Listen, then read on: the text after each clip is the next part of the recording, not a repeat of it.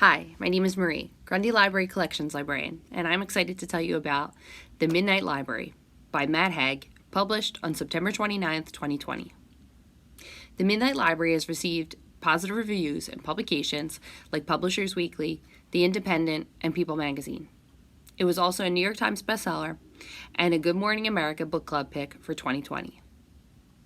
Nora Seed wants to end it all. She has just lost her job, she has drifted away from her best friend, her brother is avoiding her, and her cat has died.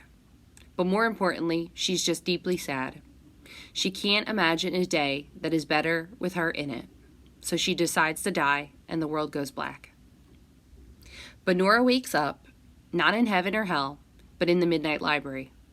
She learns from Mrs. Elm, the Midnight Library's librarian, that this is the place people go when they need to find themselves hanging between life and death and are not sure which way to go. The library is endless, and every book represents a life unlived, a choice unchosen.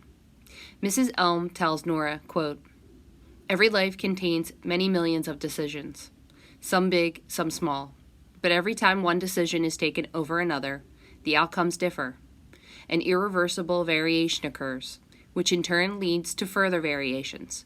These books are portals to all the lives you could be living." End quote. What would have happened if she married her fiancé instead of breaking it off? What would have happened if she stayed in the band with her brother? What would have happened if she stuck with competitive swimming, or followed her best friend to Australia, or became a glaciologist? Nora can choose to live all of those lives to find out here in the Midnight Library. Filled with emotion and twists and turns, the Midnight Library encourages readers to ask, what is a life truly lived, and what makes it worth living in the first place? To find out what happens to Nora, read The Midnight Library, available in eBook and e-audiobook on Cloud Library.